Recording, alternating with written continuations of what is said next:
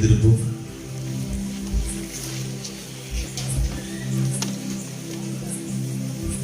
ஆண்டவர் உங்களோடு இருப்பாராக.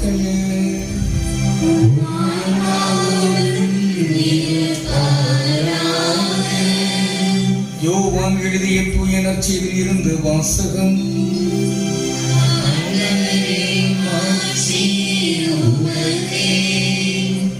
அலகு 6 அருள் தொடரிய சொற்கள் 53 முதல் 56 முடிய.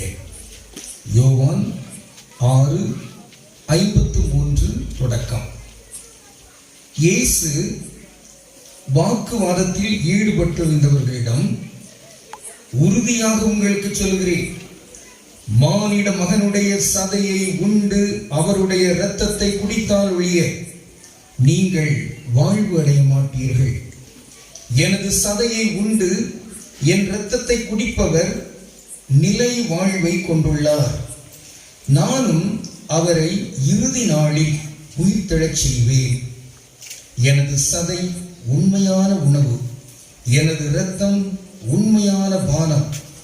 எனது சதையை உண்டு எனது இரத்தத்தை குடிப்போர் என்னோடு இணைந்திருப்பர், நானும் அவர்களோடு இணைந்திருப்பேன் என்றார்.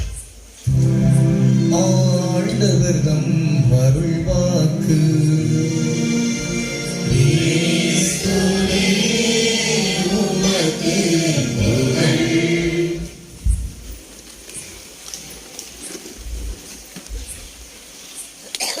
இறையேசுவில் அன்பிற்கினிய குசவன் குளம் மறைப்பணித்தளத்தில் இறை சொந்தங்களே, அன்பு பெரியவர்களே, இளைஞர்களே, மாணவர்களே, மழலைகளே, திருப்பயணிகளே, உங்கள் அனைவருக்கும் இந்த இனிய நாளில் நம் பாதுகாவலர் புனித பிரான்சிஸ் சவேரியாரின் விழாவை கொண்டாடுகிற இந்த மிகச் சிறப்புக்குரிய ஒரு நிகழ்வில், இந்த மாலை ஆராதனை நேரத்தில் இங்கே இந்த வழிபாட்டை தலைமையேற்று நடத்தி கொண்டிருக்கிற நம் நாங்குநேரி பங்கின் பங்கு தந்தை அகஸ்டின் அவர்கள் சார்பிலும், இங்கே நற்செய்தி தூதுவர் அவையின் அன்பு நண்பர் தந்தையர்கள் அவர்கள் அனைவரின் சார்பிலும், நம் பங்கு தந்தை ஞானராஜ் அவர்கள் சார்பிலும், இங்கே நமக்காக மன்றாடுவதற்காக, தோழமை பாராட்டுவதற்காக வருகை தந்திருக்கின்ற அன்பிற்கினிய அருள் அன்னையர், அருள் தங்கைகள் அனைவரின் சார்பிலும் இனிய நல் வாழ்த்துக்களை, திருவிழா வாழ்த்துக்களை அன்போடு வழங்குவது நிலவு ஊன்றி ஒரு கைவழி எடுத்து மகிழ்ச்சியோடு பிள்ளைகளை இந்த வாழ்த்தை தெரிவித்துக் கொள்வோம். நன்று.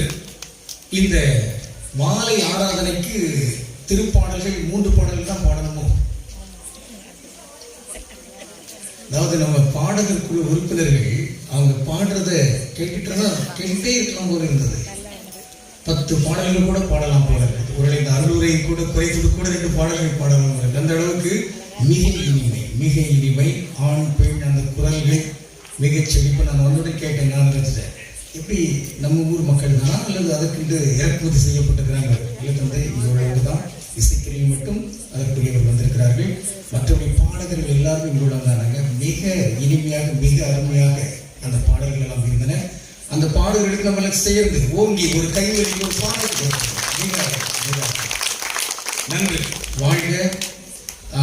இந்த பயிற்சி எங்கெல்லாம் எடுத்தாங்கன்னு தெரியல. கண்டிப்பாக சிம் பயிற்சி கொடுத்து அவங்களுடைய அந்த குரல் போதும் இருக்கிறது மிக அருமை.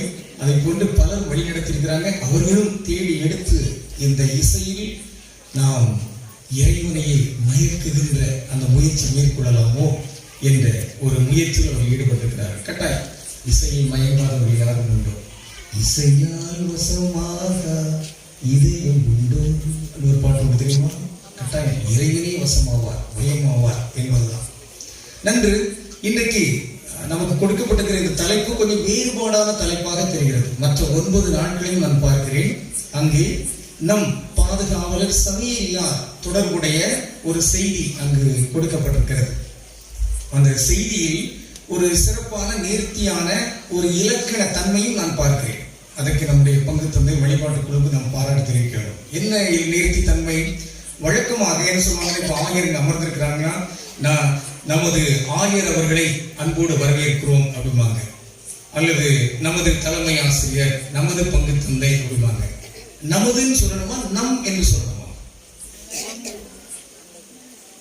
இப்போ இங்க இருக்கிற இந்த தம்பிகள் எனது தம்பிகள் அப்படி சொல்லணுமா, என் தம்பிகள் என்று சொல்லணுமா? என்ன எனதா? எனது ஒரு சில சொல்றாங்க என். ஆமா, ஏன் இது எனது எழுதுகோலா, என் எழுதுகோலா? அப்படியா? இதுவும் என்னதான், அதுவும் என்னதானா? அதாவது இது அக்ரிணை, அப்படிதான் பொருள். இந்த பொருளுக்கு அது என்று சொல்லலாம். இது எனது எழுதுகோல், இது எனது வண்டி, இது எனது வீடு அப்படி கூட சொல்லலாம். ஆனால் இங்க இருக்கிற இந்த தம்பிமார்களை பார்த்து இவர்கள் எனது தம்பிகள்னா அவங்கள நம்ம குறைக்கிறோம். எப்படி குறைக்கிறோம்? அக்ரிணை. அவங்க உயர்நிலை கிடையாது, அவங்க சாதாரண ஆட்கள் தான், அவங்க மற்ற பொருள் போன்றுதான் என்பதுதான் அதனுடைய பொருள். எனவே மிக நேர்த்தியாக இங்க எப்படி கொடுத்திருக்கிறாங்க, நமது சபையார், நமது பாதுகாவலர், நமது புனிதர் அப்படின்னு சொல்லல, நமது புனிதர் சொல்ல. பல இடங்கள் அப்படி சொல்லுவாங்க. அப்ப ஆயிரம் மதிப்பு குறைவா பேசணும்னு சொல்லணும், நமது ஆயர் அவர்கள். ஆனா மதிப்பா பேசணும்னு சொல்லணும், நம் ஆயர் அவர்கள், அல்லது நமக்கு ஆயர். அதனால்தான் குமரி மாவட்டத்துல இப்படி சொல்லுவாங்க, இவங்க யாரு? எனக்கு தம்பி, எனக்கு அண்ணன். அது வேறும் எனக்கு அண்ணன், அதான் மருவி எனக்கு அப்படின்னு வந்திருக்கிறது. அதான் நன்று. எனக்கு என்றால் அவர்கள் எனது தம்பி என்பதல்ல, என் தம்பி, என் கணவர். எனது கணவர் அல்ல, என் கணவர். எல்லாருக்கும் அது தெளிவாக நினைக்கிறேன். அப்ப உயர்நிலை என்றால் என் தம்பி, என் அண்ணன் அப்படிதான் சொல்ல வேண்டும். ஆனா அக்ரிணை என்றால் இந்த மாதிரி பொருட்கள் என்றால் எனது எழுதுகோல் என்று நாம் சொல்லலாம். எப்போ நன். எனவே இந்த பின்னணியிலே, இந்த முன்னுரையிலே நமக்கு ஒரு செய்தியை சொல்லுது. இன்னைக்கு கொஞ்சம் தமிழ் பாடம் போது நடக்கும் போது தெரிகிறது. அதை எல்லாருமே நீங்க ஈடுபட்டிருப்பீங்கன்னு நினைக்கிறேன். எனவே இந்த தலைப்பை தழுவி கொஞ்சம் ஒரு சிறிய செய்தி சொல்லிவிட்டு நம் சகோதரியா இருக்கிறார் பாருங்க, அவரை தழுவி ஒரு 10 கருத்தை சொல்லி அப்படி நிறைவு செய்ய நான் முயற்சி எடுக்கிறேன். நன்றுதானா? ஆக தலைப்பு என்ன கொடுக்கப்பட்டிருக்கிறது? அடிநாதம். எது? யார்? நற்கருணை. யாருக்கு? நம் வாழ்வுக்கு. நம் வாழ்வுக்கு அடிநாதம் என்பவர் நற்கருணை ஆண்டவர் தான். அதான் சொல்லப்படுகிறது. வாழ்வின் உச்சம் அது, வாழ்வின் நடு அது. அந்த நற்கருணை இல்லாமல் வாழ்வில்லை. அதனால்தான் நாம் பார்க்கிறோம், நேரு, அன்னை தெரசா இவங்கெல்லாம் வாழ்ந்த அந்த காலத்துல நேரு கிட்ட இங்க இந்த நாட்டை சார்ந்த சிலர் கொஞ்சம் மதவாத தன்மையில் உள்ளவங்கெல்லாம் போய் இந்த அம்மா இப்படி வந்து இங்க மதமாற்றம் செஞ்சுட்டு இருக்கிறாங்க, எல்லாத்தையும் நல்லா இதா இருந்து பண்ணிட்டு இருக்காங்க, எல்லாத்தையும் அவங்க தூக்கி அனுப்புங்க அப்படிலாம் சொல்லிட்டு இருந்த நேரத்துல நேரு ஒரு குழுவை அமைத்து அந்த நேரு குழுவும் வர்றாங்க. வந்து கல்கத்தாவில் அங்க பார்க்கிறாங்க அன்னை தெரசா இளம் அகவை. அப்ப அந்த நேரத்துல அங்க உள்ளுக்கு போன உடனே அந்த குழுவும் நேரும் பார்க்கிறாங்க, அன்னை தெரசா அங்க ஒரு தொழுநோயாளர் அப்படியே கொழுன்னு இருக்குது. அந்த தொழுநோயாளரை தொட்டு அவங்களுடைய அந்த புண்ணையெல்லாம் துடைத்து அன்போடு பரிவோடு பேசி பார்த்துட்டே இருக்கிறாங்க. பார்த்தோன்னே அவங்களுக்கு ஒன்றும் போனல. அப்பதான் நேரு அவங்க வேலை நடந்துட்டே இருக்கும்போது இவங்க பக்கத்துல பார்த்து சொன்னாங்க, இவங்கெல்லாம் எதிர்த்து நின்றவங்க, எப்பா உங்க வீடுகளில் உள்ள பெண்கள் இந்த மாதிரி வேலைகளை இங்கு வந்து செய்வார்கள் என்றால் உடனே இந்த தெரசாவை பொட்டலம் கட்டி அவங்க நாட்டுக்கு அனுப்பி விட்டுருவோம், சரியா என்று சொன்னவுடன் அவங்க எல்லாரும் தலைவந்தாங்க. அப்ப அந்த நேரத்துல அன்னை தெரசாவிடம் நேரு கேட்கிறார், அம்மா நீங்க இவ்வளவு சிறப்பான முறையில் இந்த மாதிரி பணி செய்வீங்களே, இதுக்கு உங்களுக்கு எங்கிருந்து ஆற்றல் கிடைக்குது அப்படின்னு சொன்ன உடனே ஐயா வாங்கன்னு சொல்லிட்டு எங்க கொண்டு போறாங்க? நற்கருணை ஆண்டவர் இருக்கிற இடத்தில். இந்த நற்கருணை ஆண்டவர் தான் எனக்கு ஆற்றல், இந்த நற்கருணை ஆண்டவர் தான் எனக்கு உயிர் மூச்சு, அவர்தான் இந்த வலிமையை தருகிறார். இந்த நோயாளர்களை பராமரிப்பதற்கு, அன்பு செய்வதற்கு, தொட்டு தழுவி அவர்களுக்கு நலம் தருவதற்கு, கடவுளுடைய அன்பை அவர்களுக்கு கொடுப்பதற்கு எனக்கு எங்கிருந்து ஆற்றல் கிடைக்கிறது? இந்த நற்கருணை ஆண்டவர் சொல்கிறார். இனியும் சார்ந்து வேண்டுமோ? ஆக அடிநாதம் என்பதை நாம் எப்படி புரிந்து கொள்ள? நானும் அந்த அகராதை பண்ணி தேடி பார்த்தேன், எனக்கு சரியா கிடைக்கல. உங்களுக்கு எது தெரியும் இல்லை. நாதம் என்றால் இசை, அடிநாதம் என்று அப்படி ஒரு சொல் அதுல இல்ல பார்த்துடுங்க. ஆனா பொருள் என்னன்னா, அந்த அடி அப்படிங்கிறது பாருங்க, அதுதான் அடி, அதுக்கு கீழே வேற எதுவும் கிடையாது. எது எது ரொம்ப கீழே இருக்கக்கூடியது? அந்த அடிதான். அதனால்தான் எல்லாருக்குமே கடையராக இருக்கிற ஒருவர் அடிமை என்று இருக்கிறாரே, அந்த அடிமைக்கு பேர் வந்து அடிமை, அவ்வளவுதான். மற்ற மைகள்லாம் கிடையாது, அடிமை. நீ அடிமை தான் கிடக்கணும், அடித்தனம். அதனால்தான் அன்னை மரியா அவ்வளவு உயர்ந்து நிற்கிறவங்க, விண்ணக மண்ணக அரசியாக ஆக்கப்பட வேண்டிய நிலையில் இருந்தவங்க, நான் ஆண்டவரின் அடிமை, உன் சொற்படியே நிகழட்டும், அப்படி அடிமை நிலைக்கு கொண்டு வராங்க. ஆண்டவர் இயேசு கடவுளாக இருந்த அந்த நிலையை பற்றி கொண்டிருக்க வேண்டும் என்று இல்லாமல் அவர் மனிதராகிறார், ஏழையாகிறார், அடிமையாகிறார், சாவை ஏற்கிறார், சிலுவை சாவையை ஏற்கிறார். அப்படி சிலுவை சாவை ஏற்கிற அந்த ஆண்டவர் நமக்கு என்று ஒரு நினைவு சின்னமாக தருகிற ஒன்று எது? அது நற்கருணை. இது என் உடல், இது என் பானம் என்று அவர் சொல்கிறார். ஆக தன் உடலை, தன் இரத்தத்தை ஒரு அடையாள முறையில் கொடுப்பதற்கு அவர் நற்கருணை ஏற்பட்ட அந்த நற்கருணை தான் அது அடி. அடினால் என்ன? அடித்தளம் விடுகிறோமே. ஆக வீடு மேல் நன்றாக இருந்தால் போதுமானதல்ல, அடித்தளம் நன்றாக இருக்க வேண்டும். ஏனென்றால் மணல் மீது கட்டுகிற வீடு, பாறை மீது கட்டுகிற வீடு, இரண்டுக்கு வேறுபாடு இருக்கிறது. திருவை பாறை மீது கட்டப்பட்ட ஒன்று, அதன் அடையாளம் பாறையப்பர், ராயப்பர், பேதுரு, அவர் மீது கட்டப்படுகிறது என்று சொல்றார் பாருங்க. கல் மீது கட்டப்பட்ட வீடு அது கீழே விழாது, அது அடித்தளம் சரியான ஒன்றில் இடப்பட்டிருக்கிறது. ஆக அடித்தளம், அடிநாதம், அது இன்றி வேறு ஒன்று இல்லை, அது இன்றி அமையாதது. அதனால தமிழ் பாருங்க, இன்றி அமையாதுன்னு என்ன? அது இன்றி அமையாது. அப்ப அது இருந்தாகணும். எது இருந்தாகணும்? அந்த அடிநாதமாக இருக்கக்கூடியது, அடித்தளமாக இருக்கக்கூடியது. ஆனால் நற்கருணை ஆண்டவர், இந்த நற்கருணை ஆண்டவர் மீது நம் குழந்தைகள் இவர்கள் எல்லாம் மிகுந்த பக்தி பற்றுகளோடு இந்த சின்ன அகவையிலேயே, வயதிலேயே அவர்கள் பெற்றுக்கொள்ள வேண்டும், கற்றுக்கொள்ள வேண்டும். நம்மோடு வாழ்ந்து கொண்டிருக்கிற பிற சமய நண்பர்கள் அவர்களுக்கு தெரிய வேண்டும், யார் இவர்களுக்கு அடிநாதம், யார் இவர்களுக்கு அடித்தளம், இவங்க எப்படி இந்த மாதிரி இனிமையாக பாடல் பாடுறாங்க, எப்படி இவர்கள் இப்படியெல்லாம் ஒன்று கூடி ஒரு திருவிழாவை ஒற்றுமையோடு நடத்துறாங்க, எப்படி இவங்க கோயிலுக்கெல்லாம் தினந்தோறும் அதையும் சிறப்பாக ஞாயிற்றுக்கிழமை தோறும் சென்றாங்க, ஏதோ நன்மை மாதிரி எடுக்கிறாங்க. இது எங்கனம்? வேறு ஒன்றும் இல்லை, இந்த நற்கருணை ஆண்டவர் இவர்களுக்கு எல்லாமாக இருக்கிறார். எனவேதான் அந்த நற்கருணை ஆண்டவரை உட்கொள்ள செல்கின்ற பொழுது, நம் குழந்தைகள் அப்படி பார்க்கின்ற பொழுது, நம் கண்களை பார்த்து அந்த குழந்தைகள் உணர வேண்டும். அந்த நற்கருணை என்கிற அந்த வட்ட வடிவமான அந்த அப்பத்திலே கடவுள் இருக்கிறாரா இல்லையா என்பது ஒருவேளை குழந்தைகளுக்கு தெரியாமல் இருக்கலாம். மறைக்கல்வி கற்றுக்கொடுக்கிற ஆசிரியர் வலிமையாக கற்றுக் கொடுத்தால் என்ன ஒருவேளை தெரிந்திருக்க கூடும். ஆனால் தெரியாமல் இருக்கிற ஒரு கை குழந்தைக்கு கூட அங்கு ஆண்டவர் இருக்கிறார் என்பது எதை வைத்து அது உறுதி செய்யும்?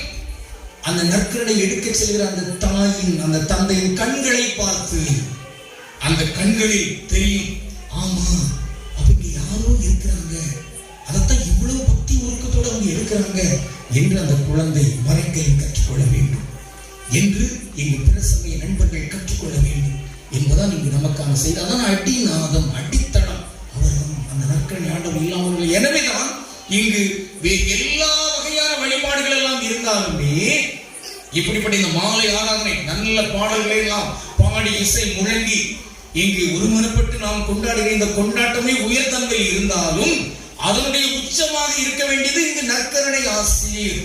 நற்கருணை ஆசிரியர் எழுந்தேற்றம் செய்யப்படுவார். அந்த நற்கருணை ஆசிரியர் இல்லாமல் நாம் எவ்வளவுதான் இனிமையாக பாடினாலும் பயனில்லை என்பதன். அதை போன்றுதான் இங்கு நாம் நமக்கென்று பாதுகாவலர் சபையாக இருக்கிறார், கோயில் இருக்கிறது, இங்கு கோயில் எல்லாம் இருக்கிறது, நம்ம எல்லாம் கொண்டாடுகிறோம் என்றால் மட்டும் போதுமானதல்ல. இங்கு திருப்பலி நடக்கிறது என்றால் அந்த திருப்பலி நாம் பங்கெடுத்தாக வேண்டும், அந்த திருப்பலி நற்கரை உட்கொண்டாக வேண்டும். வாய்ப்பு இருக்கிறவர்கள் ஒவ்வொரு நாளுமே பங்கேற்க வேண்டும். கண்டிப்பாக வாரத்துக்கு ஒரு முறை ஞாயிற்றுக்கிழமை பங்கேற்றாக வேண்டும். வெளியெங்கெல்லாம் வேலை செஞ்சுட்டு இருக்கிறாங்க, எனவே அந்த கோயிலெல்லாம் போறது வாய்ப்பு இல்லை. மாதத்துக்கு ஒரு முறையாவது இந்த நற்கருணை ஆண்டவரை சந்தித்து அவரை உட்கொள்வதற்கு இங்கு முடிவெடுத்தாக வேண்டும். அப்படி உட்கொள்ளவில்லை என்றால் இன்னைக்கு நற்செய்தியில் சொல்லப்பட்டு பார்த்தீங்களா, பயனே இல்லை என்பதாக நான் தான் உங்களுக்கு எல்லாம் என்கிற செய்தி. எனவேதான் திருக்குறளிலும் முதல் குறளே எப்படி சொல்லப்பட்டிருக்கிறது? அகர முதல எழுத்தெல்லாம் ஆதி பகவன் முதற்றே உலகு. ஆதி பகவனாக இருக்கிற இந்த நற்கருணை ஆண்டவர் அவர் முதல். அந்த முதல் என்பதிலேயே 3 பொருட்கள் இருக்கின்றன. எவை என்ன? முதல், இந்த நற்கருணை ஆண்டவர் அடிநாதமாக இருக்கிறார் என்றால் அவர்தான் முதல். முதல் வேறொன்றுமில்லை, வரிசைப்படியும் அவர்தான் முதல். ஆதியில் வாக்கு இருந்தது, அந்த வாக்கு கடவுளோடு இருந்தது, அந்த வாக்கு கடவுளாயும் இருந்தது. அவர் யார்? இந்த நற்கருணை ஆண்டவர், இந்த இயேசு. ஆக வரிசைப்படி யார் முதலில் இருந்தால் இந்த நற்கருணை ஆண்டவர் தான், இந்த இறைமகன் இயேசு தான், இந்த இறைவன் தான், அவர்தான் முதல். முதலில் வரிசை, அகரம் தான் முதலில். அதோடு இந்த அகரம் தான் முதலில் என்பதற்கு இன்னொரு பொருளும் அதில் என்ன இருக்கிறது என்றால் அதுதான் முதன்மை. வரிசைப்படி முதல் என்பது மட்டுமல்ல, அது முதன்மை, அது முக்கியம். அந்த ஆங்கில எழுத்த பாருங்க, அதுல மற்ற எல்லா எழுத்துகளுக்குரிய அந்த வடிவங்கள் அது இருக்கும். மிகச்சிறப்பு. நீங்க அதை பாருங்க, அதுல வட்டமும் இருக்கும், கோடும் இருக்கும், ஒரு சதுர மாதிரியும் தோன்றும், எல்லாமே அடைந்தது. அதாவது அந்த வகையில் இது முதன்மை. இதை தவிர்த்து விட்டு நீங்க தமிழ் சொற்களை நாம் வைத்திருக்க முடியாது. இறைவனை தவிர்த்து விட்டு உலகத்தில் நாம் இயங்க முடியாது. நாம் இருப்பதும் இயங்குவதும் வாழ்வதும் எல்லாம் அவரால் தான். எவரால்? இந்த நற்கருணை ஆண்டவரால் என்று நாம் பார்க்கின்றோம். ஆக அது முதன்மை, இறைவன் முதன்மை, நற்கருணை ஆண்டவர் முதன்மை என்பது. மூன்றாவது ஒரு பொருள் என்னவென்றால் அது முதல். ஒரு தொழில் செய்யணும், ஒரு கடை போடணும், அந்த கடைக்கு என்ன வேணும்? முதல் வேணும். முதல் என்பது என்ன? மூலதனம், முதலீடு. எந்த ஒரு தொழிற்சாலை கட்டினாலும் அங்கு மூலதனம் வேண்டும். ஆக நம் வாழ்வில் இங்கு மூலதனம் இருக்க வேண்டும், முதல் இருக்க வேண்டும். அந்த முதல் எது? யார்? நற்கருணை ஆண்டவர். அவரை விட்டு நாம் ஏதோ கிறிஸ்தவ வாழ்கிறோம் என்றால் போய். ஆக அவர்தான் முதல், அவர்தான் மூலதனம். அந்த மூலதனத்திலிருந்து நாம் கற்றுக்கொள்கிறோம், பெற்றுக்கொள்கிறோம், வளர்த்தெடுக்கிறோம் என்பதாக பார்க்கிறோம். இந்த வகையில் இந்த நற்கருணை ஆண்டவர் முதல். அந்த தன்மையில் நாம் பார்க்கிறோம் அடிநாதமாக இருக்கக்கூடிய அந்த ஆண்டவர் நற்கருணை ஆண்டவர். எனவே அவருடைய ஆசிரியை தான் நாம் இன்று பெற்றிருக்கிறோம்.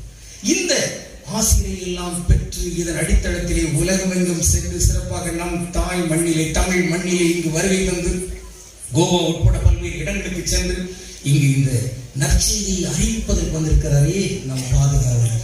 நமது பாதுகாவலர் இல்லை, நம் பாதுகாவலர் பிரான்சிஸ் சவேரியார். அவர் மாமனிதர், பெருமனிதர், மாபெரும் புனிதர். ஆக வாழ்க்கையில் முதலில் தன்னுடைய இலக்கை வேறு வகையாக இந்த உலக போக்கிலே அமைத்திருந்தவர். நான் நன்றாக படிக்க வேண்டும், உயர்வாக படிக்க வேண்டும், பாரிஸ் நகரத்தில் நான் தான் உயர்ந்தவன் என்கின்ற அளவுக்கு இருக்க வேண்டும் எனக்கு என்று இந்த ஒரு வேலை, நான் என்னுடைய கல்வி தளத்திலே, அறிவு தளத்திலே இப்படி உயர்ந்திருப்பேன் என்றெல்லாம் சொல்லி அவர் தனக்கு இலக்கை வேறு வகையில் அமைத்திருந்தார். அதற்குரிய வாய்ப்பும் அவருக்கு சேவியர் கோட்டையிலே கிடைத்தது. எனவேதான் அவர் குதிரை சவாரியில் கூட அவர் வல்லவர். அதோடு வாழ்ச்சண்டை உள்ளிட்ட அல்லது மல்யுத்தம் இவை போன்ற எல்லாவற்றையும் விளையாட்டிலும் திறமை உள்ளவர். பார்க்கத்தான் சாதாரணமாக தெரியாது, ஆனால் எல்லா வகையும் திறமையும் ஆற்றலும் அறிவும் கொண்டவராக சவேரியார் இருக்கிறார். அவர் இந்த மண்ணுக்கு, நம் மண்ணுக்கு வந்திருக்கிறார் என்றால் சிறப்பு, மிக சிறப்பு. அப்படிப்பட்ட இந்த சவேரியார் அவர் இஞ்ஞாசியா அந்த முன்வைத்த அந்த ஒரு இறைமொழி, அது என்னமா? ஒருவன் உலகமெல்லாம் தனதாக்கி கொண்டால்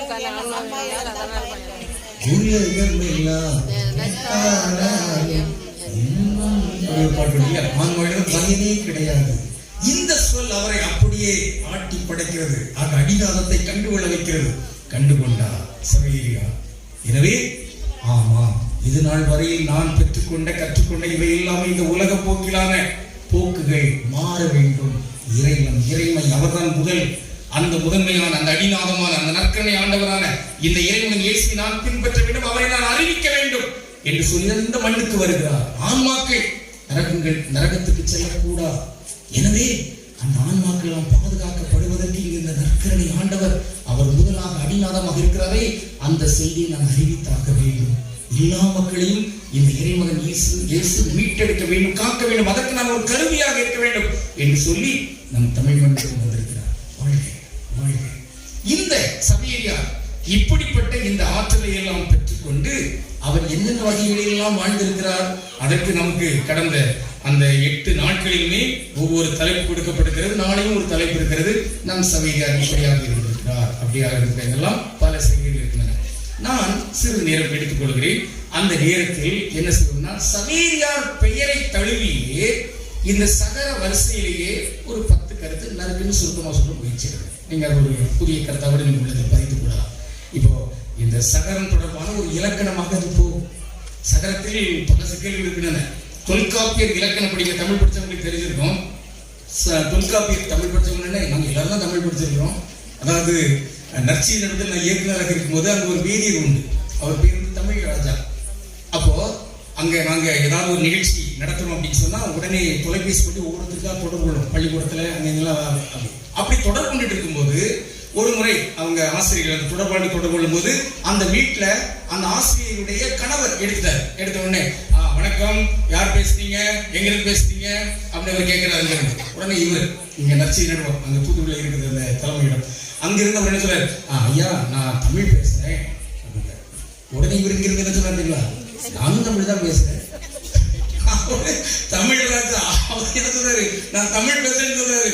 ஆனா இவர் நானும் தமிழ் தான் பேசுறேன். இது இந்த ஒரே நடந்த உடனே அவங்க அந்த மனைவி ஓடிட்டு கொடுங்க நட்சத்திரத்துல பேசுறேன், நானும் தமிழ் பேசுறேன்னு பேசுறீங்க என்று சொல்லி கடைசியில அப்படி சொல்றாங்க. இப்படி இப்போ நீங்க என்ன தமிழ் பேசுறேன், தமிழ்ல ஏதோ சொல்றீங்க, நாங்களும் தமிழ் தான் பேசுறது நீங்க சொல்றது எனக்கு லேசா கேட்டுட்டு இருக்குது. இருப்பினும் ஒரு சின்ன திருத்தத்தோடு விளக்கத்தோடு இந்த பகுதியை விளக்கலாம் நினைக்கிறேன். அதுல ஒன்று என்ன, அந்த சகரத்துல என்னன்னா தொல்காப்பியர் இலக்கணப்படி சகர வரிசை அப்படி வருதுல்ல, அந்த 12 எழுத்துக்கள்ல 3 எழுத்துக்களில் தமிழ் வார்த்தைகள் தொடங்கா. எந்த வார்த்தைகள்னா சா, சை, சௌ, இந்த 3 சௌபாக்கியம் தமிழ்ல. ஏன்னா அது சௌல தொடங்குது. இப்போ எந்த எழுத்தாவது இப்பல தொடங்க முடியுமா? தமிழ் வார்த்தைகள் தொடங்க முடியாது. அப்படி தொடங்குதுன்னா தமிழ் இல்ல, ஏதோ ஒண்ணு. அதனால்தான் பிரியம் அது இப்பல தொடங்குது, அது தமிழ் இல்லை. பிரசங்கம் தமிழ் இல்லை, பிரசன்னம் தமிழ் இல்லை, ஏன்னா இப்பல தொடங்குது. போடுறது பீன் போட்டுக்கிட்டோம். ஆனா இப்பு அது முறை, அதெல்லாம் சமஸ்கிருதம். கடைசி இன்னும் போட்டு அப்படியே இங்க தந்துட்டாங்க. பிரசன்னா, பிரசங்கா அப்படின்றது பிரசங்கம் அப்படி போட்டு நமக்கு தமிழ் திணிச்சிட்டாங்க. இங்க எல்லாம் சமஸ்கிருதம் பேசிட்டு இருக்கோம். தனித்தமிழ் அப்படிங்கிற வகையில சா தொடங்காது. ஆனா பின்னால அதே மாதிரிதான் சௌ, சை, சைத்தான், சைக்கிள், சைக்கோ இதெல்லாம் தமிழ் கிடையாது. ஏன்னா சைல தொடங்குது. நன்றுதானா? அப்ப சை சபையில தொடங்கினா அது தமிழ் இல்லை. ஆனா பின்னால வந்த இலக்கணவாதி நன்னூலார் ஒருத்தர் உண்டு, தமிழ் படிச்சவங்களுக்கு தெரிஞ்சிருக்கும். என்னன்னா அவரு வந்து என்ன சொன்னாரு, எப்பா இங்க எல்லாம் சமஸ்கிருத திணிப்பு அதெல்லாம் வந்து கிடையாது, நிறைய சா அப்படின்னு சொல்லி அந்த இடத்துல தொடங்க நிறைய வார்த்தை வந்து நம்ம போடுற சட்டையே சாவல தொடங்குது. அதுக்கு பேர் என்ன, சட்டையா அட்டையா? புத்தகத்துக்கு போடுறது அட்டை, உடம்பு போடுறது அட்டை. அந்த அட்டை தான் மாறி மருவி ஆடையாக மாறுது, சட்டையாக மாறுது. இப்படி எல்லாம் இருக்கு. அந்த சாவை ஏற்றுக்கொள்ளும் அப்படிங்கிற மாதிரி சொல்லி ஒரு புது இதுல வந்து இப்போ சாவை நம்ம ஏற்றுக்கொள்ளுறோம். சரிதான்? அப்போ சக்கரம், சங்கம் அதுன்னு சொல்லிட்டு நிறைய தமிழ் சொற்கள் வந்துருக்கோம். இப்போ சவேரியார் பேரும் சாவல தொடங்குது, சவேரியார். இந்த சவேரியார் தொடர்பாக அப்ப இந்த சை, சௌ இந்த ரெண்டையும் விட்டுட்டு மற்ற 10 எழுத்துக்களோடு நான் அப்படி கடற்கடன் சொல்லி சொல்ற முயற்சி எடுத்து இங்க பிள்ளைகளும் உதவி செய்யணும். சரிதானா? அப்ப முதல் எழுது சா. சரிதானா? அப்போ சான்னு சொல்றீங்க. சரி, நன்றி. இப்ப இந்த சாவுக்கு என்ன சொன்னா, சவேரியார் பேரு அதுல இருக்குது. அதோடு இன்னொரு சொல் என்ன சொன்னா, அவருக்கு சவாரியா என்கிற பேர். சவாரியா என்ன சவாரியா? என்னை சுமப்பதனால் இறைவா ஒரு சிறகுகள் முடிவதில்லை. இதை அப்படி ஏற்று சவேரியார் அவர் நம் எல்லாருக்குமான சவாரியராக இருந்து நம்மை முதுகில் சுமந்து கொண்டு அவர் அப்படி பயணிக்கிறார். நம் ஆன்மாவை பாதுகாப்பதற்கென்றே இங்கு பயணத்தை மேற்கொண்டு வந்த ஒரு சவாரியார். அவர் இங்கிருந்து நாம் சவாரி செய்யலாம், அவர் ஒரு குதிரை போன்று. அந்த மாதிரியான பயணத்தை நம் ஆன்மாவை பாதுகாப்பாக கொண்டு போகிற இந்த சவாரியார் வாழ்க. சவாரியார் அப்படின்னால் நாம் இங்கு பலருடைய துன்பங்களை எல்லாம் சுமக்கிறவர்களாக, அவர்களுக்கு இதமாக இருக்கிறவர்களாக, அவர்கள் ஊக்கம் தருகிறவர்கள், அவர்களை வாழ வைக்கிறவர்களாக, அடிக்கிற வெயிலை எல்லாம் முதுகில் சுமந்து கொண்டு வாழ்க்கை நடத்துகிற உழவர்களை போன்று, உழைக்கும் மக்களை போன்று இங்கு நாம் எல்லாருடைய வாழ்வுக்காகவும் அவரை போன்று சுமக்க வேண்டும், சவாரி மேற்கொள்ள வேண்டும். நம் மீது சவாரி செய்யலாம். அது ஒன்றும் பெரிய அநியாயமான ஒன்றல்ல. கடவுள் நமக்கு அந்த அதுக்குரிய வாய்ப்பை தந்தது. எனவே சவாரியார், எனவே சவாரியார் வாழ்க அப்படின்னு சொல்லுங்களேன். நன்று. அப்ப 2 அடுத்து சாவுக்கு அடுத்து சா, அருமை. அப்ப இந்த சாவல் என்ன வரும்? சாவரியார். அவர் யாரு? சாவை அறிவர். எனவேதான் கோவாவிலே இப்ப உடல் எடுத்து வச்சிருக்கிறாங்க, அழியாத உடல் என்று. நன்று. அது ஒரு அடையாளம். மற்றபடி இவர் சாவை அறிவதில்லை. காரணம் என்ன? உயிர் மூச்சு போயிட்டு அதனால அவங்க செத்தவங்க அப்படின்னு சொல்ல முடியாது. செத்தவங்க யார் என்றால் ஒரு 2 குறள் சொல்ல உங்களுக்கு தெரிஞ்சிடும். அன்பின் வழியது உயிர்நிலை, அக்னியாருக்கு என்புதோன் பொறுத்த உடம்பு. அன்புதாயா உயிர். என்னைக்கு ஒருவருக்கு அன்பு இல்லையோ, அன்பு செய்வதற்கு ஆற்றலும் ஆர்வம் இல்லையோ, அவர் செத்தவர். ஆனா உயிரற்று கிடக்கிற இந்த உடல், அந்த உடல் கூட உயிர் உள்ளது. காரணம், காலம் எல்லாம் அவர் அன்பு கொண்டிருந்தார். அதான் செய்தி. என்றைக்கு அன்பை இழக்கிறோமோ நாம் சாகுறோம். என்றை வரைக்கும் நாம் அன்பு கொண்டிருக்கிறோமோ செத்தாலும் வாழ்கிறோம். அதான் செய்தி. அதை போன்றுதான் மற்றவங்க யாரு? அவங்க எலும்பு மேல சதையையும் தோலையும் சுத்தி விட்டு நடமாட விட்டு நடைபணங்கள் மாதிரி அன்பு இல்லாதவங்க. ஆனா அன்பு உள்ளவங்க தான் உயிர் உள்ளவங்க. அதை போன்றுதான் இன்னொன்று ஒரு செய்தி உண்டு. ஒத்ததறிவான் உயிர் வாழ்வான், மற்றையான் செத்தாருள் வைக்கப்படும். அப்படின்னா பொருள் என்ன? யாரெல்லாம் ஒருமுறைப்பட்டு ஒன்றுபட்டு ஒற்றுமையாக வாழ வேண்டும் என்று எண்ணுகிறார்கள் அவர்கள் தான் வாழ்கிறவர்கள். இங்கு பிரிவினையும் பிளவையும் தீண்டாமையும் வைத்துக் கொண்டு அவங்க வேற நாங்க வேற, நாங்களாம் உண்ணாக்க முடியாது, நாம் வேற இருக்கணும் என்றெல்லாம் எண்ணி பிளவை பகையை உருவாக்குற தன்மை இருக்கிறதே இந்திய துணைக்கடலை சாபக்கிடந்த ஜாதி. அது இந்த பிளவை ஏற்படுத்துகின்ற ஒன்று. இவற்றையெல்லாம் வைத்துக் கொண்டு நானும் கிறிஸ்தவன் தான், நானும் கடவுளை நம்புகிறவன் தான், நானும் சபையர்கள் நடக்கிறேன் என்று சொன்னால் பொய். அது மாற்றம் பெற வேண்டும். ஆக இங்கு ஒன்றுபட்டு, அதாவது இயேசு இறுதியாக மன்றாடின மாபெரும் மன்றாட்டு, தந்தையே நாம் ஒன்றாய் இருப்பது போன்று இவர்களும் ஒன்றாய் இருப்பார்களாக. ஒன்றாய் இருப்பதால் நமக்கு கடவுள் இறைவன் இயேசு முன்வைத்திருக்கிற இறுதியான ஒரு மன்றாட்டாக இருக்கிறது. அந்த ஒன்றுபட்ட மனத்தோடு வாழ்கிற அந்த குடும்பங்கள், அந்த ஊர், அந்த நாடு, அந்த உலகம், அதுதான் உயிரோடு இருக்கக்கூடியது. இங்கு நாம் எல்லாரும் உயிரோடு இருக்க வேண்டும். ஒற்றுமையை மறக்கிறவர்கள் அவர்கள் ஏதோ தோல்வி அடைந்து விடுவார்கள் என்பது மட்டுமல்ல, அவர்கள் செத்தவர்கள் கருதப்படுவார்கள் என்று பொய்யாமல் கூறுகிறார் என்பதை நாம் பார்க்கிறோம். சவேரியா வாழ்நாளெல்லாம் எல்லாரும் நன்றாக இருக்க வேண்டும் என்பதற்காக எல்லாவற்றையும் திறந்து விட்டு வந்தார். எல்லாரும் ஒன்றுபட்டு இருக்க வேண்டும், எல்லாரும் கடவுளுக்குள் ஒரே இனமாக இருக்க வேண்டும், ஒரே மந்தை ஆடுகள் என்கின்ற வகையில் இருக்க வேண்டும் என்றெல்லாம் வந்தார் சவேரியா. எனவே அவரை நாம் சொல்கிறோம் சாவரியா. அதை சொல்லலாம், சாவரியாரே வாழ்க. சொல்லுங்க, நன்றி. மட்டும் சுருக்கமா சொல்ல முயற்சி எடுக்கலாம். அடுத்தது சி. அப்படிதான் சி என்ன சொல்லலாம்? சிவரியா. சிவரியா என்ன? சிவன், தென்னாட்டு சிவனே போற்றி அப்படின்னு ஒரு கருத்து உண்டு. அப்படிதானா? சிவன் என்பது அந்த வெவ்வேறு மதத்துக்காரங்க வெவ்வேறு. நேற்று சங்கராம் குளத்துல 1000 தலைமையில திருவிழா நடந்தது. அங்க முழுக்க பிற சமய தமிழ் இந்துக்கள் தான். அவங்க எல்லாரும் தான் சேர்ந்து திருவிழா கொண்டாடுறாங்க. விடிய சபையர் சப்பரம். ஏன்னா சவேரியார் அங்கு மோர் குடித்தார் என்பது ஒரு பாரம்பரியம். 500 ஆண்டுகளுக்கு முன்னால் இருந்தது. அப்படி கொண்டாடுறாங்க. முழுக்க அவங்க கிறிஸ்தவங்களே கிடையாது. ஒரு 2 குடும்பம் தான் கிறிஸ்தவங்க. மற்ற எல்லாமே வியப்பாக இருந்தது. வியப்பு. ஆக அந்த சிவரியார் என்பது வெவ்வேறு மதங்கள்ல கடவுளை வெவ்வேறு பெயர்களை சொல்லி வச்சிருக்கிறாங்க. நாம் எல்லாரும் ஒரே இறைவனைத்தான் நம்புகிறோம் அப்படிங்கிற செய்தியை இந்த சிவரியார். சிவரியார்னா வேறு ஒன்றும் இல்லை, அதாவது சிரஞ்சீவி அப்படிலாம் சொல்றாங்க பாருங்க. அந்த பொருள் சிவன் என்றார். ஆக நலமாக வாழ்வதற்குரிய ஒரு மருந்து கூட்டு. ஆக இவரை பார்த்தாலே நமக்கு நலம் கிடைக்கும். அப்படி நலம் பெற்று பலர் இருக்கிறோம். பல குடும்பத்தில் புதுமையில் நடந்திருக்கின்றன. இவர் ஒரு மருந்து. அவரை பார்த்தால், அவர் கண்களை பார்த்தால், அவர் கையெடுத்து கும்பிட்டால், அவர் மன்றாட்டை சொன்னால், அவர் நமக்காக பரிந்துரைத்தால் இங்கு எல்லாருக்கும் நலமாக இருப்போம். எனவே இவருக்கு என்ன பெயர்? சிவரியார். ஆக சொல்லலாம், சிவரியாரே வாழ்க. சொல்லுங்க. அடுத்து என்னதுமா? சி. சீக்கு என்ன சொல்லலாம்? சி உரையார். சீன் என்னது? யாராவது வர்றாங்க முடியல, சி பா, சி அனுப்பு, நாய் பத்து, சி. இந்த சி சொல்றாங்க பாருங்க. இவர் சி உரையார். சி உரையார் எவரையும் இகழ்ச்சிக்கு உள்ளாக்க மாட்டார். தானும் இகழ்ச்சிக்குரிய செயலை செய்ய மாட்டார். தந்தை வளமார் அன்னை மரியாதை இகழ்ச்சிக்கு உள்ளாக்க விரும்பவில்லை. ஆக இகழ்ச்சிக்கு உள்ளாக்காத இவர் சி உரையார். ஆக புகழோடு வாழ்கின்ற ஒரு தன்மை. தோன்றில் ஆமா, அருமை. அதாவது இந்த உலகத்தில் வாழ்வதாக இருந்தால் இங்க புகழோடு வாழுங்கய்யா. அதான் சொல்லிட்டு இருக்கிறார் சி உரையார். சவேரியார் சொல்கிறார், எல்லாரும் புகழோடு வாழுங்க. புகழ் இல்லாமல் வாழ்கிற வாழ்க்கை ஒரு வாழ்வோ என்று அவர் சவால் முடியாது. அதான் கையை எப்படி வைக்கிறார். கவனம், அது வாழ்வா? அவ புகழோடு இருக்க வேண்டும். அதான் எனவே நாம் சொல்கிறோம் சி உரையார். நல்லதானா? ஆக ஒவ்வொரு செய்தியுமே நமக்கும் தான். நாம் எவரையும் நிகழ்ச்சிக்கு உள்ளாக்கி விடக்கூடாது. அதை போன்று நாம் எந்த சூழலும் நிகழ்ச்சிக்கு உள்ளாக்கப்பட்ட ஆட்களாக இருக்கக்கூடாது. நாம் தலை நிமிர்ந்து நிற்க வேண்டும். தமிழர் என்று சொல்லடா, தலை நிமிர்ந்து நில்லடா. அதை கொண்டு சமயக்காரை பின்பற்றுகிறவர் என்று சொல்லடா, தலை நிமிர்ந்து நில்லடா. என அவர் உச்சி உரையார் என்பதா. எனவே நாம் சொல்லலாம், சீ உரையாரே வாழ்க. சொல்லுங்க. அடுத்தது என்ன சொல்லலாம்? சுவேரியார். சொல்லுங்க. சுவேரியார். சு கூட்டல் ஏரி சமம் சுவேரி.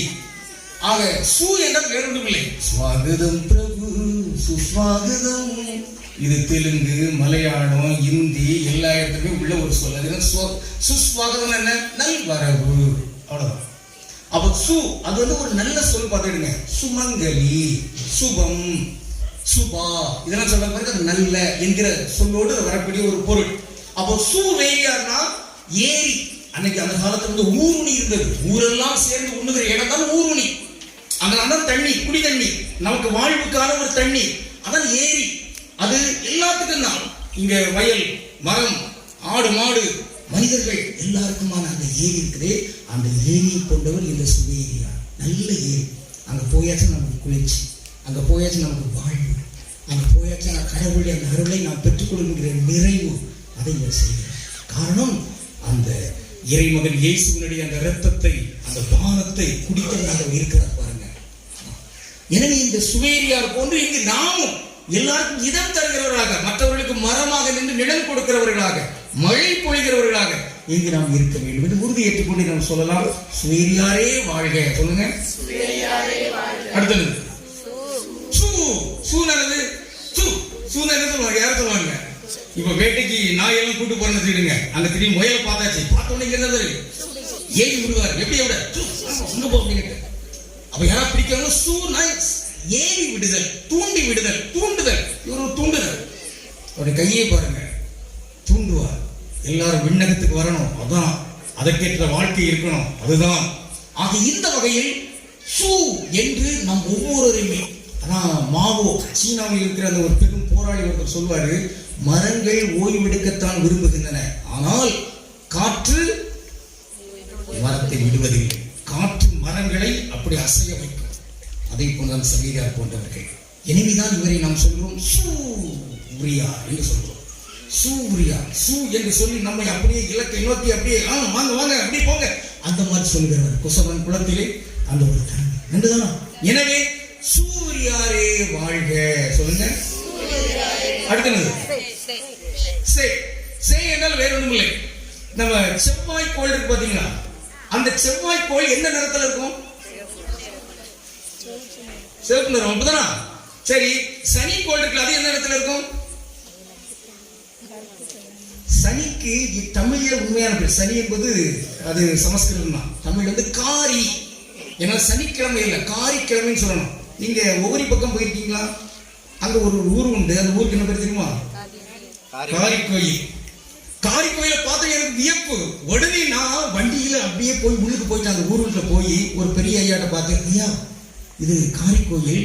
இந்த காரிக்கோயில்ல இருக்கிற தெய்வம் யாரு? நீங்க எந்த தெய்வத்தை வழிபடுறீங்கன்னு கேட்டேன். சொன்னாரு பாருங்க, என்ன தெய்வம் அந்த கோயில் இருக்கிறவரு? சனீஸ்வரர். சனி என்றால் காரி. அந்த காலத்தில் தமிழர்கள் வச்சிருக்க பேர் காரி. அதை மாற்றி சமஸ்கிருதம் சனி கொண்டாங்க. எனவே சனிக்கிழமை சொல்லாங்க, காரிக்கிழமை சொல்லலாம். அது காரணம் என்னன்னா, அந்த சனிக்கோள் என்ன நேரத்தில் இருக்கும்? காரியா கருப்பா தான் இருக்கும். அதே மாதிரி செவ்வாய் கோள் சிவப்பா தான் இருக்கும், செம்மையா இருக்கும். இதை கண்டுபிடிச்சிருக்காங்க பாருங்க தமிழர்கள். அதனால அதுக்குரிய பேரை வச்சிருக்காங்க பாருங்க. அருமை. ஆக சே என்றால் செம்மை, செப்பம், செவ்வை. அதான் சொல்லுவாங்கல்ல செம. இன்னைக்கு பாடல்கள் செம அப்படி சொல்லுவாங்கல்ல. செம்மன என்ன பொருள்?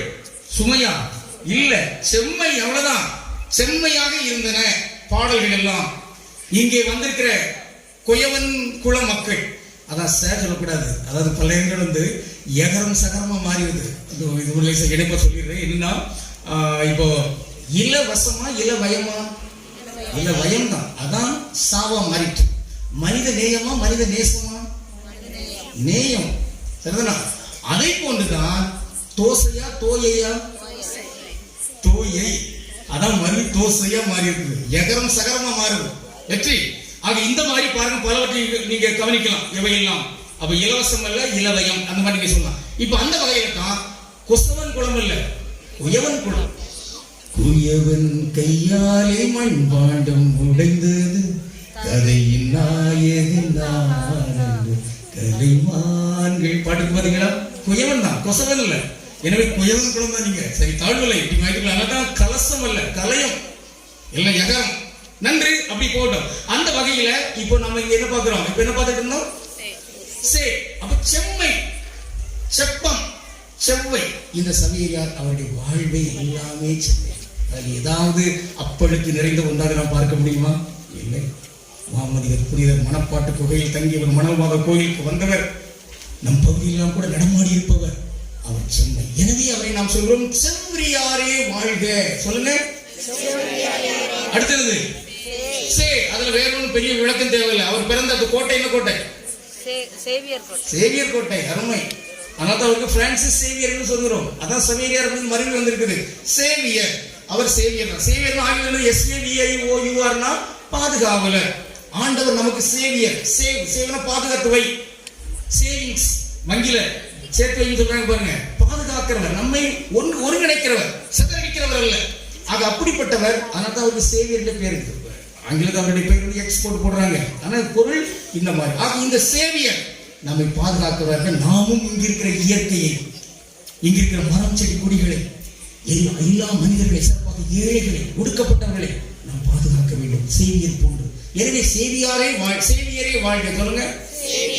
அடுத்தது சை நம்ம சொல்ல மாட்டோம். என்ன சையில் தொடங்காது. அப்பதான் அது சைத்தான் புரியுது, விட்டுருவோம். அடுத்தது சைக்கு அடுத்து சோ. சோ என்ன இல்ல, மழை சோ என பெய்தது. அப்படிதானா? அதுக்கு என்ன வேற உள்ள சொரிதல். இந்த சொரிதல் அல்ல, பொழிதல். சரியா? மழை பொழிதலுக்கு பெயர் மழை சொரிதல், அருள் சொரிதல். இன்னைக்கு இந்த மாலையார நேரத்தில் குயவன் குளத்துல சவேரியார் முன்னிலையில இங்கு கடவுளுடைய அருள் பொழிந்து கொண்டிருக்கிறது, சொரியப்பட்டு கொண்டிருக்கிறது. ஏன்னா நம்ம நற்கனை ஆண்டவர் ஆசிரியர், அவர் நமக்கு ஊற்றாக இருக்கக்கூடிய அவரை நாம் தொழவிருக்கிறோம், போற்றி புகழ்ந்து கொண்டிருக்கிறோம். அந்த சொரிதலை தருகிறவர் சவேரியார். என் பிள்ளைங்க, என்னை நீங்க எங்களுக்காக மன்றாடுவீங்க என்று கேட்டுக்கொண்டிருக்கிறவர்கள், நான் அவர்களை உற்று பார்க்கிறேன். அவர்களுக்காக கடவுளுடைய அருளை நான் இங்கு பெற்றுக்கொண்டேன். அன்னை மரியா திருத்தோடு இணைந்து அங்கே தூய் ஆவியார் பொழிவதற்கு அந்த அடித்தள காரணமாக இருந்தது போன்ற சவேரியார். அவர் வேறு யாரும் அல்ல, அவர் சூரியார். சோ என மழை பெய்தது, சோ என இங்கு அருள் பொழிகிறது. எனவே சூரியாரே வாழ்க. சொல்லுங்க. நிறைவாக. எனக்கு நஷ்டம் கிடையாது, அதனால 10வது என்னது? சோ. சோக்குன ஒரு குரல் சொல்லி நீங்க கண்டுபிடிச்சிருக்கீங்க. யாகாவா ராயினும் காவாக்கால் சோ காப்பர் சொல் இழுக்கப்பட்டு. சோ என்னது? எப்பா நாவை காத்துக்கிடுங்க. இன்னைக்கு எனக்கு சொல்லிக்கலாம் தெரியல, நேரமாயிட்டே இருக்குது. நாவை அடக்கு அடக்கு சுருக்கு சுருக்கு சொல்லிக்கிட்டு தெரியல. ஆக சோ காப்பர் எப்போனா நாவை காக்காவிட்டார். நாவு காக்கப்பட வேண்டும். இன்சொல் தான் வர வேண்டும், பூச்சொல் வரக்கூடாது, கடுச்சொல் வரக்கூடாது, ஊக்கப்படுத்துகிற சொல் தான் வர வேண்டும். அது புறங்கூறுதல் வரக்கூடாது, பாராட்டுதல் தான் வர வேண்டும், பயனற்ற சொல் வரக்கூடாது, பயனுள்ள சொல் தான் வர வேண்டும். இந்த வகையில்தான் நம்முடைய நாவை காத்துக்கொள்ள வேண்டும். அப்படி காத்துக்கொண்டவராக இருந்து நமக்கெல்லாம் நற்செய்தி சவேரியார். எனவே அவர் எந்த வகையிலுமே சோ அறியார். அதான் சோ வரியார். சோனா வேறு துன்பம். எவ்வளவு துன்பம்னா சிறை போன்ற துன்பம். ஆக வார்த்தை தப்பா விட்டுட்டோம் அப்படின்னா சிறையில் அடைக்கப்படுகின்ற அளவுக்கு இங்கு துன்பம் நேரும், எச்சரிக்கை என்பதான் அது செய்தி. அப்படிப்பட்ட துன்பத்தை அவர் பெற்றதே இல்லை. எனவேதான் நாம் சொல்கிறோம், அவர் நாவால் புனிதத்தை அங்கு கடைபிடித்தவர், இறைவனை போற்றி புகழ்ந்தவர், இயற்கையை பாதுகாக்க வேண்டும் என்று குகைக்குள்ளேயே அங்கு இருந்தவர், கடலோரத்தில் அங்கு இருந்தவர். இங்கு மனிதர்கள் எல்லாம் பாதுகாக்கப்படவில்லை என்று தனக்கு முழுமையா தமிழெல்லாம் தெரியாவிட்டாலும் கூட தொண்டர்களை வைத்துக் கொண்டு அவர் அப்படியே பறைசாட்டுகிறார். அப்படிப்பட்ட மாமனிதர் சோவரியார். நாமும் சோவரியார். எனவே நம்ம எல்லாரும் சேர்ந்துள்ள சோவரியாரே வாழ்க. சொல்லுங்க.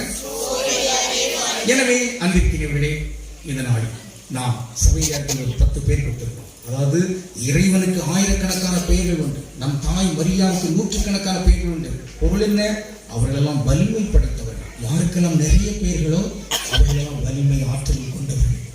அது சவேரியார் இன்றைக்கு 10 பெயர்களை கொண்டு புகழப்பட்டுக் கொண்டிருக்கிறார். அவர் அப்படியெல்லாம் புகழுக்குரிய வாழ்வை வாழ்வதற்கான அடித்தளம் கருத்தை என்னவென்றால், அடிநாதமே யார் என்றால் நற்கருணையாளர். அந்த நற்கருணை ஆண்டவர் மீது அவர் கொண்டிருந்த அந்த நம்பிக்கை அவரை உந்தி தள்ளியது. அவரை இந்த மண்ணுக்கு வரச்சொல்லி இங்கு பலரும் ஈடேற்றம் பெறுவதற்கான வாய்ப்பை உருவாக்கி தந்தது. அந்த நற்கருணை ஆண்டவர் மீது நாம் பக்தி கொள்வோம், சபையில் யாரோடு நாம் இணைந்து நிற்போம், அவரை போன்று நாம் நடப்போம் என்று உறுதியேற்றுக் கொண்டு இந்த வழிபாட்டை தொடர்வோம், நம் வாழ்க்கையை தொடர்வோம், இறைவனை பெறுவோம். ஆமென்.